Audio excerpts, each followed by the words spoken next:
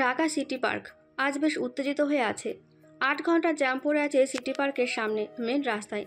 সাধারণ জনগণ বিরক্তি, অশান্তিতে অধৈর্য হয়ে ড্রাইভার সহ জ্যামটাকেই গালি দিতে শুরু করেছে। সিটি পার্কের সামনে ঢাকা ভার্সিটির গেট। এটা একটা জনবহুল রাস্তা। পার্ক, ভার্সিটির গেট, কর্পোরেশন অফিস সব মিলিয়ে ব্যস্ত রোড বলা যায়। ৫টা মাইক্রোতে পুলিশ আসলো। কেউ সামনে এগিয়ে যাওয়ার সাহস পাচ্ছে না, কারণ এত জ্যাম, এত বিক্ষোভ মূলত ছাত্র জনতায় শুরু করেছে। রাস্তার মাঝখানে অগণিত ছাত্ররা দাঁড়িয়ে আছে। দুই পাশে সবকিছু বন্ধ, দোকানপাটও খোলা নেই। দুপুরের কড়া রোদ, পুলিশগুলো ব্যারিকেডের বিপরীত পাশে সেফ জোনে দাঁড়িয়ে আছে। সবার মনে প্রশ্ন, কেন এত বিক্ষোভ?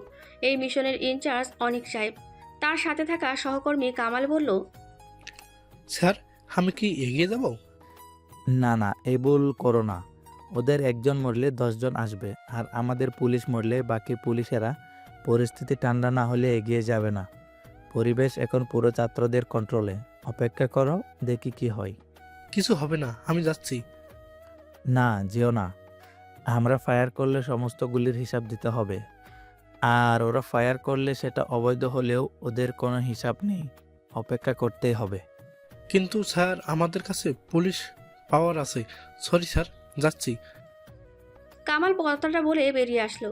সে পিস্তল হাতে একাই এগিয়ে যেতে থাকে সামনে। ঠিক তখনই ওর সামনে ককটেল এসে পড়ে কয়েকটা। তা ফাটার আগেই কামাল দৌড়ে আবার অনিকের কাছে এসে বসলো। অনিক বলে, বললাম না, যেও না। আমি অফিসার হয়ে কিছু করছি না, আর তুমি সাহস দেখাও। সরি স্যার, কিন্তু ওদের এত সাহস কেন? সবটা হচ্ছে আবিরের জন্য। মানে আবির হাসান বর্তমানে ছাত্র নেতা? ছাত্র সমাজকে এভাবে বানিয়েছে। প্রশাসনও এখন বইয়ে থমকে আছে। এখন ওদের সাথে কথা কে বলবে? অনিকের কথা বলা শেষ হয়।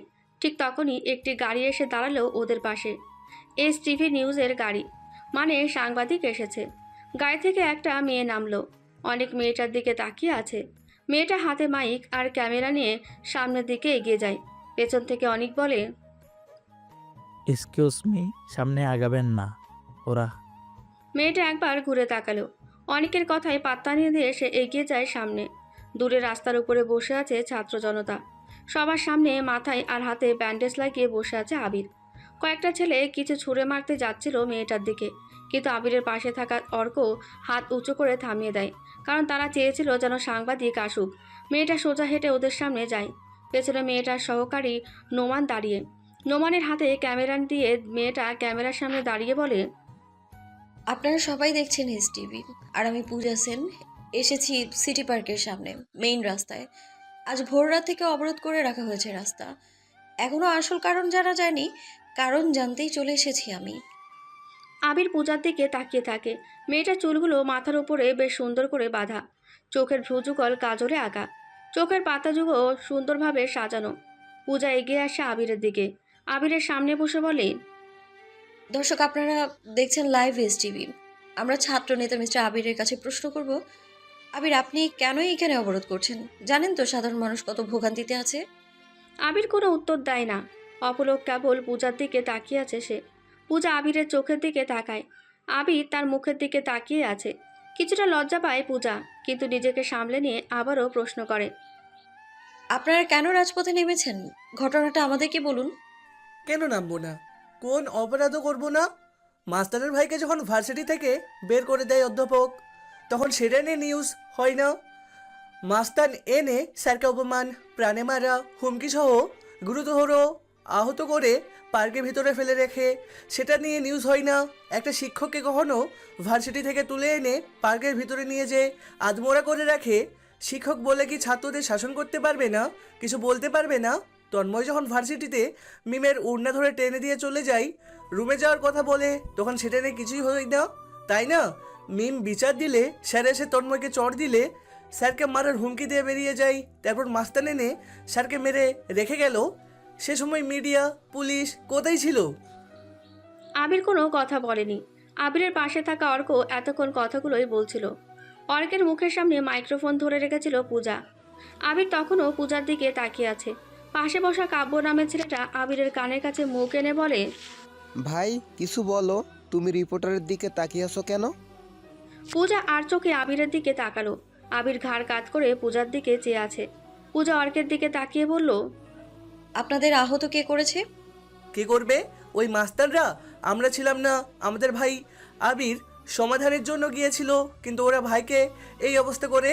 আমরা চাইলে পুরো মাস্তানদের মেরে ফেলতে পারতাম, কিন্তু ভাইয়ের নির্দেশ কোনো খুনাখুনি নয়, শান্তি দরকার। কিসের শান্তি?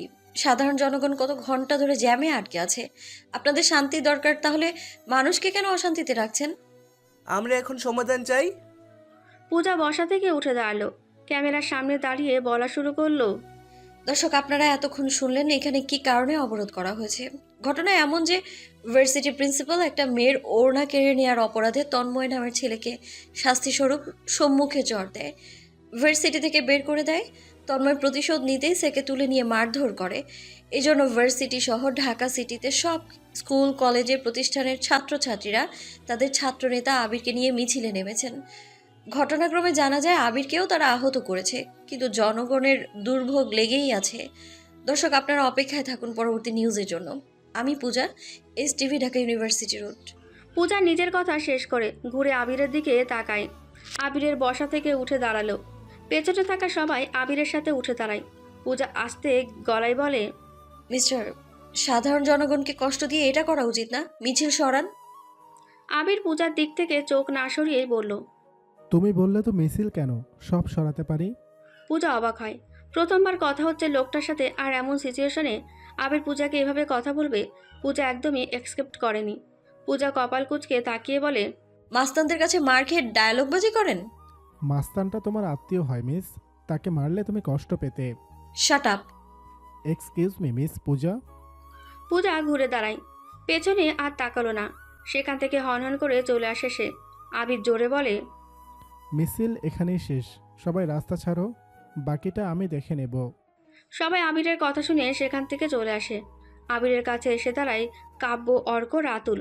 কাব্য বলে, ভাই, একটা জিনিস বুঝলাম না, তুমি রিপোর্টারের দিকে তাকিয়েছিলে কেন? মেয়েটা কেমন যেন অন্যরকম মায়াবী, এতটা আকর্ষণ সৃষ্টি করেছিল। আমি কিভাবে কথা বলবো, সব কিছু যেন ফ্রিজ হয়ে যায়। মেয়েটা কে রে? পূজা নাম, পুরো নাম পূজা সেন। আরে সেটা তো জানি, রিপোর্টার তো এখানে এসেই নাম বলেছে। আমাদের ভার্সিটিতে তো পড়ে, লাস্ট ব্যাচ, মানে ফাইনাল ইয়ারের স্টুডেন্ট। ও, তন্ময়ের মানিব্যাগে ফ্যামিলি ফটো দেখেছিলাম একটা, সেখানেই পূজা ছিল। ভাই কি বলবো, পূজার দিকে তাকাতে কেউ সাহস পাই না। ওর বাবাকে তো জানো নিশ্চয়ই, প্রজিত স্যারের মেয়ে পূজা সেন। আবির থেমে দাঁড়ায়। প্রজিত নামটা শুনে আবির যেন থমকে দাঁড়ালো। তবে কিছু সময় পর মুচকে এসে বলে, পূজা তাহলে হিন্দু? হিন্দু? আরে আরে হিন্দু সেটা তো পরের কথা, আগে প্রজিত স্যারকে সামলাও। ব্যাপার না, পূজা হিন্দু। আচ্ছা ধর ভালোবেসে পূজাকে বললাম আমার জন্য মুসলিম হতে, সে হবে? আহা ভাই, এসব কি ধরনের মজা? কত মেয়ে আছে, আরও শিহা, নেহা, নীলা, জান্নাত, আরও কত। কই ওদের সাথে এসব ভাবনা চিন্তা করবা, তা না করে পূজাকে নিয়ে পড়েছো। কতগুলা ফ্যাক্ট সামনে আসবে। এক, পূজা অন্য ধর্মের, মানে সে মুসলিম নয়। দুই, সে প্রজিত স্যারের মেয়ে, প্রজিত স্যার ক্ষমতাশীল মাস্তান ও লিডার। তিন, পূজা তোমাকে রিজেক্ট করে দেবে। লিডার মাস্তান এসব ব্যাপার না, বাদ দে, পরে দেখা যাবে। ওরা সবাই কথা বলতে বলতে চলে যেতে থাকে। ওদের কথার উপরে বশিক করে বলা যায়, পূজাকে প্রথম দেখাতেই আবিরের ভালো লেগে যায়। পূজাকে সেটা ওর বেশি জানার বেশি প্রয়োজন নেই। পূজা যেন তাকে ভালোবাসে সেটাই করতে প্রস্তুত আবির। আর পূজা, সে হলো প্রভাবশালী একজন ব্যক্তির মেয়ে, তার উপর অন্য ধর্মের। পূজা সন্ধ্যার সময় বাড়িতে আসলো। সবাই প্রার্থনা করার জন্য প্রস্তুত হচ্ছে। দেবীর পূজায় সবাই সারিবদ্ধ হয়ে দাঁড়িয়ে আছে। পূজা হাতে মুখে পানি দিয়ে শেষ লাইনে গিয়ে দাঁড়ায়। ওর ছোট ভাই প্রান্তের পাশে দাঁড়ালো। শান্ত বলল, দিদি, তুই এখন এসেছিস? বাবা তোকে খুঁজছিল, জানিস না তোকে বাইরে তেমন থাকতে দিতে চাই না। চুপ থাক, হাত ওঠা মন্ত্র বলতে থাক। ও, তুই চুপ থাক। প্রান্ত, ঠিকঠাকভাবে প্রার্থনা কর না, না হলে তো তোর জন্য আনা চকলেটগুলো পাবি না। আমার জন্য কি আনছিস? পূজা আর চোখে পাশে তাকায়। তন্ময় দাঁড়িয়ে আছে। তন্ময় ওর পাশে সেই কথাটা বলল। পূজা তন্ময়ের দিকে কিছুটা বিরক্ত নিয়ে তাকায়। তন্ময় হাসতে থাকে। আমি তোর জন্য কি আনবো? তুই কি বাচ্চা নাকি? হুম, বাচ্চা তো। তোর জন্য বাচ্চা হলাম, সমস্যা কি? চুপ কর। ভার্সিটি যে মাস্তানি করে বেড়াস, বেয়াদব একটা। এটা তো ডেমো ছিল। যাই হোক, প্রথম দিন চাকরির কি কি করলি? অফিসে কেউ কিছু বললে আমার নাম বলবি, আমাকে ডাকবি, সোজা যেয়ে বুঝিয়ে দেব। তোকে কেউ কিছু বললে তার শাস্তি কি হয়? বাবার মতো কথা বলিস না, শুনতে শুনতে বিরক্ত হয়ে গিয়েছি। তাহলে কি বরের মতো কথা বলবো? উফ, আবার? পূজা আরও কিছু বলতে যাচ্ছিল, তখনই প্রার্থনা শেষ হয়। একান্নবর্তী পরিবার বলা যেতে পারে সেনবাড়ি। প্রজিত সেনের কথা মতো বাড়ির সবাই চলে। ওনার ওপরে কেউ কথা বলে না। বাড়ির ভেতরে নয় শুধু, বরং বাড়ির বাইরেও ওনার আদেশ সবসময় সবাই শুনে চলে। রাজনৈতিক দিক হোক বা সাম্প্রদায়িক কিংবা আন্ডারওয়ার্ল্ড। প্রার্থনা শেষে পূজা নিজের ঘরের দিকেই যাচ্ছিল। হঠাৎ পেছন থেকে প্রজিত সাহেবের মুখ থেকে নিজের নাম শুনতে পায়। পূজা, এদিকে এসো। এতক্ষণ কোথায় ছিলে? জানো তো আমরা কত ধার্মিক, ধর্মভীরু, কতটা ধর্ম মানি আমি। এই তল্লাটে যত হিন্দু পরিবার আছে সবার থেকে আমি ধার্মিক, এটা সবাই জানে, তাই নিয়ম মেনে চলবে। আর একটা জিনিস মনে রাখবে, প্রেম ভালোবাসা এসব এলাও না। আমি সব সহ্য করতে পারি না একদম। এই তো সেদিন একটা ছেলে আমার দলের একটা মেয়েকে নিয়ে পালিয়েছে, খুঁজে বের করে তার দুহাত কেটে দিয়েছি। সবাইকে বলছি কথাটা, নিজের মতো চলো, তবে নিয়ম মেনে, নিয়ম যেন না ভাঙে। আরে কাকা বাবু, পূজা তো নতুন চাকরি। জানি, আজ সারাদিন লাইভ কাট দিচ্ছি টিভিতে। আর তন্ময়, তুমি যা করে বেড়াচ্ছ তা কিন্তু হতাশাজনক। টিচার গায়ে হাত তোলা ঘোর অন্যায়। পুজো দাঁড়িয়েছো কেন? যাও ভিতরে যাও, প্রসাদ নিয়ে যাও। পূজা থালা থেকে এক টুকরো প্রসাদ নিয়ে দৌড়ে ওপরের ঘরে চলে আসে। বিছানার ওপর ব্যাকপ্যাক রেখে জোরে একটা শ্বাস নেয়। পড়ার টেবিলের দিকে চোখ যায় ওর। প্রমিত্রা দিদির ছবির দিকে তাকিয়ে থাকে সে। ওরই বড় বোন ছিল প্রমিত্রা। কিন্তু হঠাৎ প্রান্ত চিৎকার শুনতে পায় পূজা। দিদি, এ দিদি, চকলেট দে। এই তুই ছেলে হয়ে চকলেট খাস কেন? কি বলিস? আমি না বাচ্চা ছেলে, বাচ্চারা চকলেট খাই, দে বলছি। প্রান্ত পূজার ব্যাগ থেকে চকলেট নিয়ে দৌড়ে চলে যায়। পূজা আর কি করবে, ওয়াশরুমে গিয়ে স্নান করে নিল। স্নান শেষে রীতিদিকে কফি বানাতে বলে। রীতিদি হলো বাড়ির কাজের মেয়ে, পূজার থেকে বয়সে একটু বড়। কাজের মেয়ে হলেও পূজার সাথে বেশ সখ্যতা রীতিদির। এর জন্য রীতি জানে পূজার গোসল শেষ করে কফির দরকার হবে। রীতি কিছু সময় পর কফি এনে পূজার হাতে দিল। পূজা আর রীতি চারতলা বাড়ির ব্যালকনিতে এসে দাঁড়ায়। তারপর কেমন কাটালি? ভালোই। জানো রীতিদি, একটা ছেলে না আমার দিকে কেমন করে তাকাচ্ছিল। ওমা, কে? কোন ছেলে? ওই যে আবির আছে না, যার ভিডিও দেখলে টিভিতে, যার সাথে কথা বলতে গিয়েছিলাম। ও, ছেলেটার নাম আবির? আবির মানে রং। আলপনা করা হচ্ছে তোমার মস্তিষ্ক, তাই না? না না, কি যে বলো তুমি। পূজা কফির মগে চুমুক দিয়ে বাইরে তাকালো। রাস্তার পাশেই ওদের বাড়ি। পূজা রাস্তার দিকে তাকাতে চোখ আটকে গেল ওর। স্থির দৃষ্টিতে তাকিয়ে আছে সে রাস্তার দিকে। রীতিও পূজার দৃষ্টি অনুসরণ করে তাকায়। একটা ছেলে দাঁড়ানো পূজার দিকে তাকিয়ে আছে। রীতি ছেলেটার দিকে তাকিয়ে বলে, আবির তো শুধু পূজার মস্তিষ্কে আলপনা ছাড়ছে না, সে তো বাড়ির সামনেও এসে হাজির। পূজা, দেখ তো, ছেলেটার চোখ দুটো কি সুন্দর মায়াবী। আমার দিকে তাকায় না কেন? আহ, কষ্ট ছ্যাঁকা খেয়ে গেলাম রে। ধ্যাত। পূজা তাড়াতাড়ি ব্যালকনির পর্দা নামিয়ে ঢেকে দেয়। তারপর কফির মগ রীতির হাতে ধরিয়ে দিয়ে সেখান থেকে চলে আসে। রীতিকে বলে, যাও এখন, আমরা স্টাডিতে আছি। রীতি কিছু না বলে সেখান থেকে চলে যায়। আবির বাইকের ওপরে বসেছিল সন্ধ্যা থেকে। পূজার প্রতি হঠাৎ এমন অন্যরকম টান, আবির নিজেই তার সমাধান খুঁজে পাচ্ছে না। তবে পূজাকে আবার দেখার নেশা তাকে এখানে এনেছে। যাই হোক, কী হতে যাচ্ছে আগামীতে? হিন্দু মেয়ের প্রতি মুসলিম ছেলের এই অন্যরকম অনুভূতি কি হতে পারে? অনেক থানার চেয়ারে বসে আছে।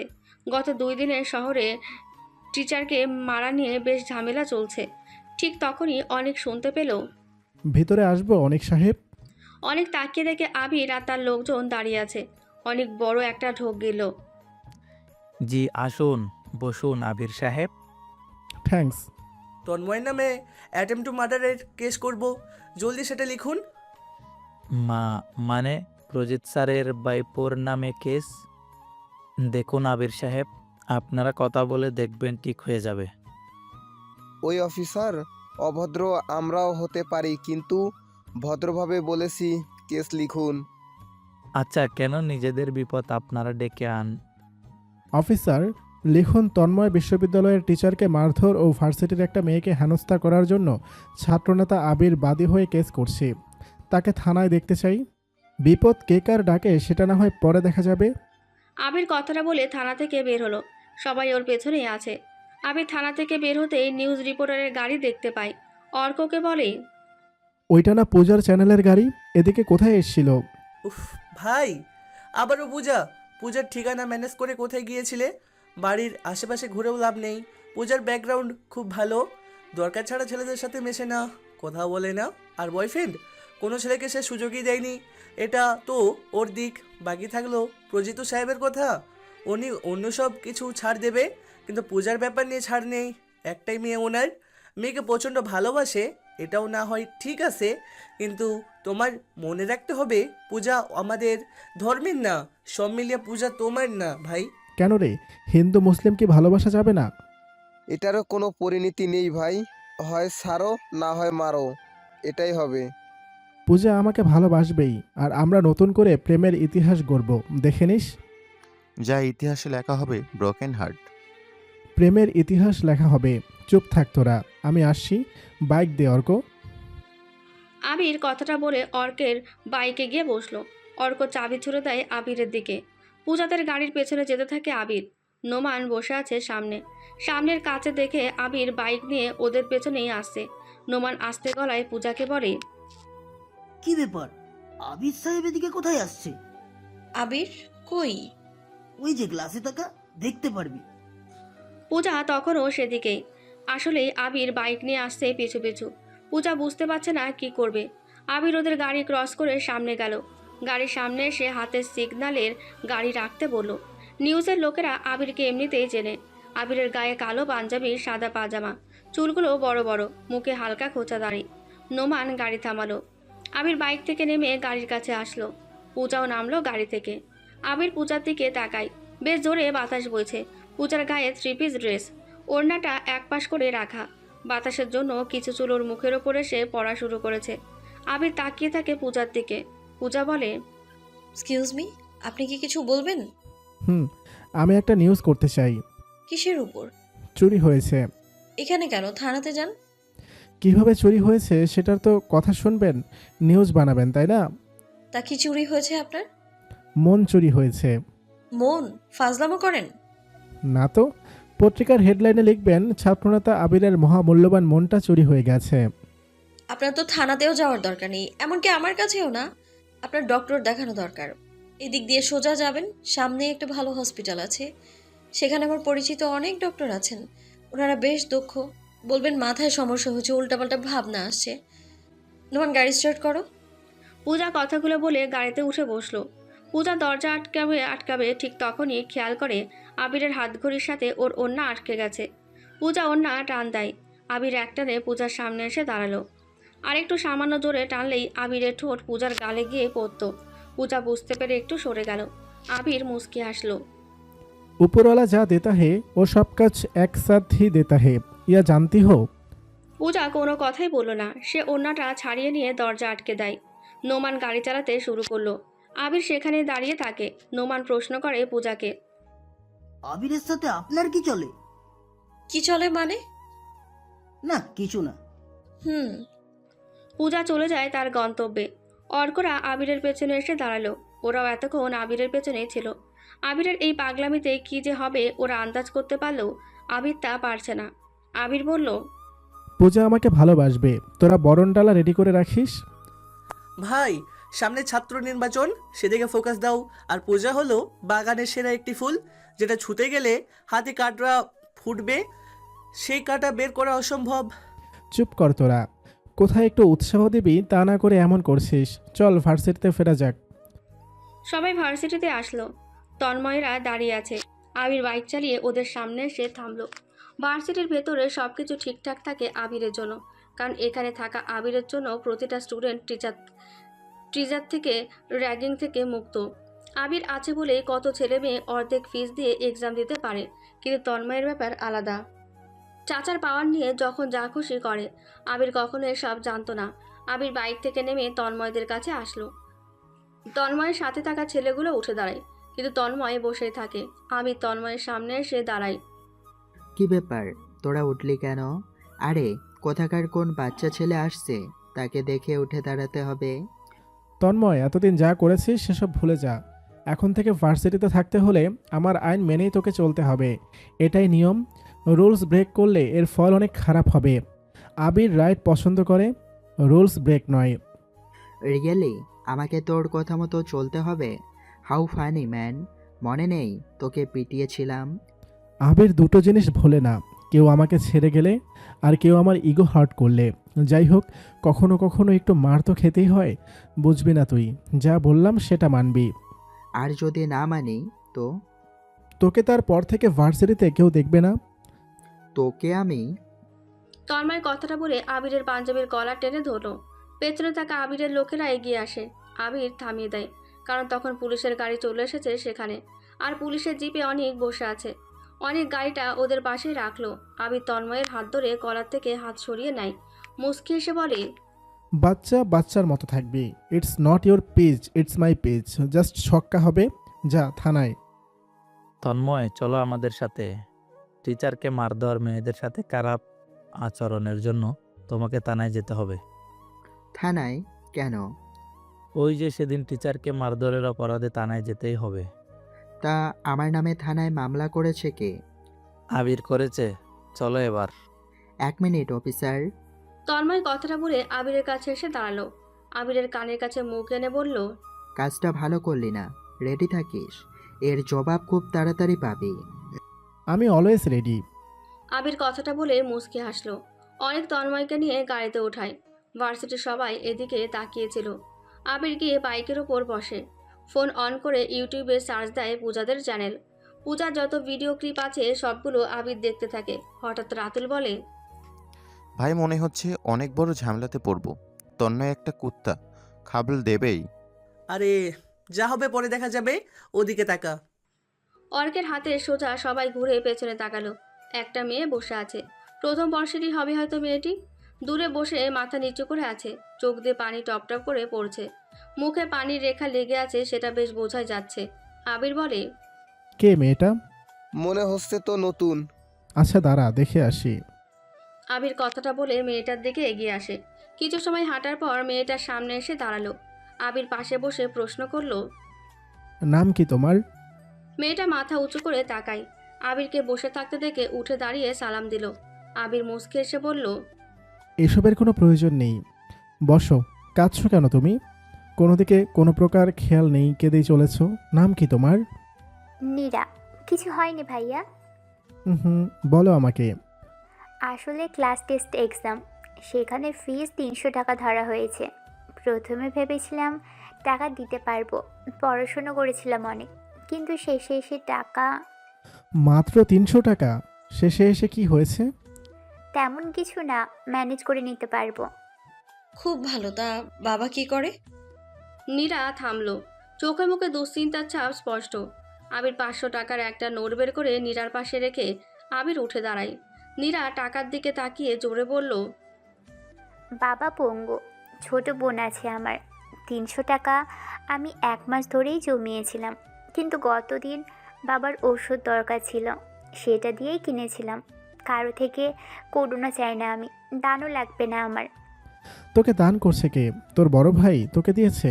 এটাকে দান বলে না। আবির হেসে সেখান থেকে চলে গেল। নীরা অবাক হয়ে আবিরের চলে যাওয়ার দিকে তাকিয়ে আছে। পাশে পড়ে থাকা 500 টাকার নোট হাতে গুঁজে দেয়। তারপর দৌড়ে ক্লাসের দিকে চলে যায় নীরা। তন্ময় জেলের ভেতরে দাঁড়িয়ে আছে। ভেতরে আরও 2 জন কয়েদি। তন্ময় জোরে চিৎকার করে বলতে থাকে, ওই অফিসার, আমাকে ছেড়ে দে, তোর প্রাণের মায়া থাকলে ছেড়ে দে। আমার কাকাবাবু আসলে তোকে মেরে ফেলবে। ভগবান না চায় আমি রেগে গেলে তোকে থানাতেই মেরে ফেলবো। হাবিলদার, 5 টাকা দামের একটা রুটি কিনে আনুন। একটা কুকুর একটু বেশি গেউ গেউ করছে, রুটি দিয়ে দেখেন দামে কিনা। অনেক, তোকে আমি পরে দেখে নেব। কুত্তার বাচ্চা, ছাড় আমাকে। জানিস না কাকে ধরে এনেছিস?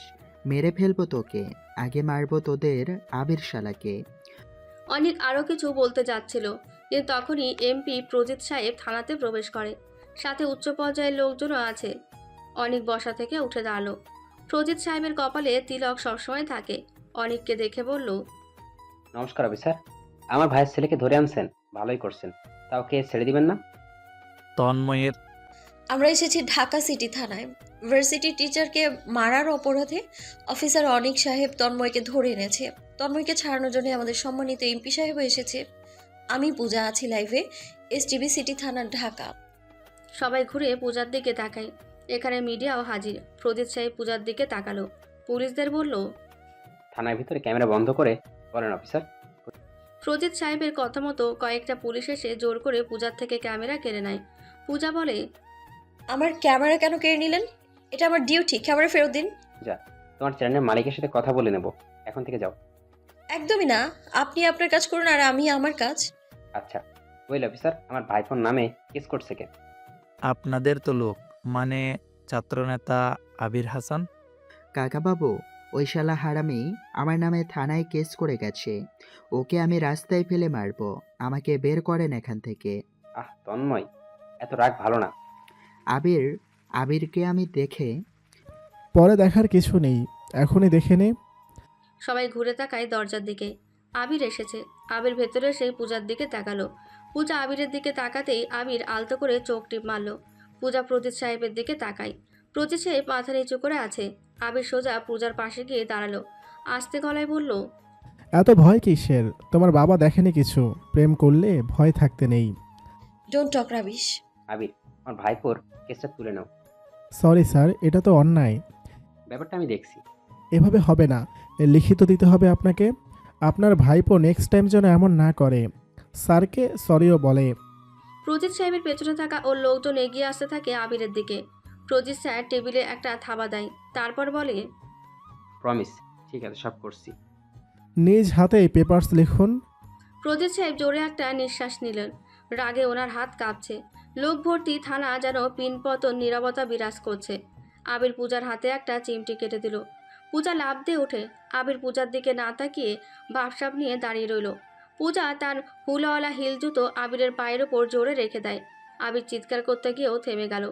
প্রজিত সাহেবের পেপারস রেডি। উনি বলল, কাজটা ঠিক করলে না তুমি। আপনাকে রেসপেক্ট করি খুব। আপনি এমপি বলে এমন নয়, আসলে আপনি আমার কাছের মানুষ তো তাই। মানে? বাবা আপনি যান, আমি তন্ময়কে নিয়ে আসছি। পূজা কথাটা বলে আবিরের থেকে চলে আসে। সবাই এক এক করে থানা থেকে বের হয়। পূজা তন্ময়কে নিয়ে আবিরের সোজা আসে। আবির চোখ নাড়িয়ে পূজার দিকে মুচকে এসে তাকালো। পূজার আগে চোখে কয়েক সেকেন্ড তাকিয়ে চলে যায়। প্রজিত সাহেব বাড়িতে বসে আছে। পার্টির সব লোকজন ওনার বাড়িতে। গুরুগম্ভীর ভাব। তন্ময় জোরে জোরে বলল, ওই শালা আবিরকে আমি মেরে ফেলবো। ওর জন্য আমি প্রথমবার থানায় গিয়েছি। আমি ওকে মারবই। প্রজিত সাহেব গম্ভীর দৃষ্টিতে তাকিয়ে আছে সামনে। নীরবতা ভেঙে বললেন, আবির, এখানে কিছু বলা যাবে না। একটা সুযোগ দরকার ওকে মারার। আমাকে অপমান করছে, এর ফল তো ও পাবেই। জেঠুমশাই, ভগবানের দিব্যি, এই আবিরকে সুযোগ পেলে আমি মেরেই ফেলবো। তন্ময় কথাটা বলে চেয়ারে জোরে একটা লাথি দেয়। ঠিক এই সময় দরজা দিয়ে পূজা ঘরে প্রবেশ করে। তন্ময়ের কথাটা ওর কানে আসলো। আবিরের চেহারাটা ওর সামনে ভেসে ওঠে। পূজা অবাক হয়। আজ সন্ধ্যায় ভগবানের নাম না করে সবাই আবিরকে নিয়ে পড়েছে কেন? পূজা কোনো দিকে না তাকিয়ে চুপচাপ নিজের ঘরের দিকে এগিয়ে যায়। তন্ময় ডাকলো পূজাকে। পূজা, এদিকে আয়। পূজা ওদের সামনে এসে দাঁড়ায়। তন্ময় বলে, তুই জেঠুর সাথে বেয়াদবি করছিলি কেন? ওটা আমার দায়িত্ব ছিল, তোর মতো গাধা বুঝবে না। চুপ কর তুই। আবিরের পাশে দাঁড়িয়ে কি বলছিলি তুই? আমি চিনি না কি তাকে, কাজের জন্যই তো প্রশ্ন করেছিলাম। আর তুই একটু রাগ কমাবি বুঝলি? তোর জন্যই বাবাকে থানায় যেতে হয়েছে। কত বড় অন্যায় করেছিস তুই। আবির এখনো তোকে কিছু করেনি, তাই কপাল ভালো তোর। ওই, কি বললি? আবির কি বলবে? হ্যাঁ ওই। তন্ময় উত্তেজিত হয়ে বলল, পূজা, ভেতরে যা। আবিরকে নিয়ে আর কিছু শুনতে চাই না। সীতা পূজাকে দিয়ে দেও, ছেলেদের সাথে যেন বেশি না মেশে। পূজার মা সীতা দেবী এগিয়ে আসে সামনে। পূজার হাত ধরে টেনে আনে সেখান থেকে। ওদের পেছন পেছন প্রান্ত আসে। সীতা দেবী অতটাও কড়া না পূজার প্রতি, কিন্তু প্রজিত সাহেব যেখানে অর্ডার করবে সেখানে সীতার দ্বিমত থাকবে না। তাই পূজাকে বলে, জীবনের সবচাইতে বড় ভুল করবি কখন জানিস? কখন? কাউকে ভালোবাসার পরেও তার হওয়ার পথে বড় বাধা হবে তোর বাবা। তখন মনে হবে কেন যে ভুল করেছি কাউকে ভালোবেসে। ধুর, আমি আবার কাকে ভালোবাসবো? এসব ঝামেলা ভালো লাগে না।